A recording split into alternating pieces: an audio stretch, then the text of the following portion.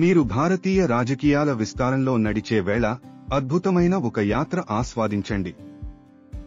ప్రారంభించక ముందు ప్రాచీన కాలంలో భారతదేశంలో వివిధ సామ్రాజ్యాలు ఎలా పనిచేసేవో చూద్దాం.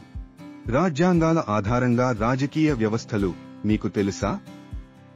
ఇప్పుడు వస్తున్న కాలంలో బ్రిటిష్ రాజ్యం ఎలా భారతదేశాన్ని ప్రభావితం చేసింది అనే దానిపై దృష్టి పెట్టిద్దాం. 1858 నుంచి 1947 వరకు దేశంలో అనేక రాజకీయ ఉద్యమాలు నేడు మనకు మూలకాలను ఇవ్వడం జరిగింది. భారతదేశంలో ప్రజాస్వామ్యానికి మార్గం సిద్ధం చేసేందుకు 1947లో స్వాతంత్ర్యం పొందామని గుర్తు చేసుకోండి. 1950లో కొత్త రాజ్యాంగం అందుకున్న భారతదేశం ప్రజాస్వామ్యాన్ని స్వీకరించింది. ఇప్పటికీ మొదటి దశలో భారత జాతీయ కాంగ్రెస్ ప్రముఖ రాజకీయ పార్టీగా ఉంది. కానీ కాలం కేవలం మీటర్లకు ముందు రాజకీయ ప్రదేశంలో మార్పులు కనపడుతున్నాయి. 1990 కూటమి ప్రభుత్వాల కాలం మాతృదేశంలో లోయల్ విమర్శలను తెచ్చింది. రాజకీయాలలో ప్రాంతీయ పార్టీల ఉద్భవం రాజ్యాంగానికి నూతన శ్వాసను ఇచ్చింది.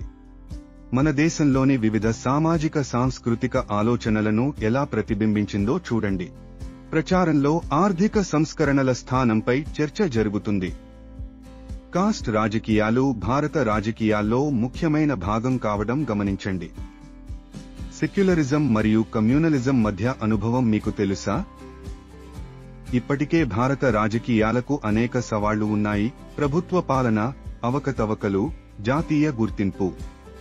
మీరు ఈ లోపాలను ఎలా ఊహిస్తున్నారో అది రాజకీయాలపై మీ దృష్టిని మరింత బలోపేతం చేస్తుంది.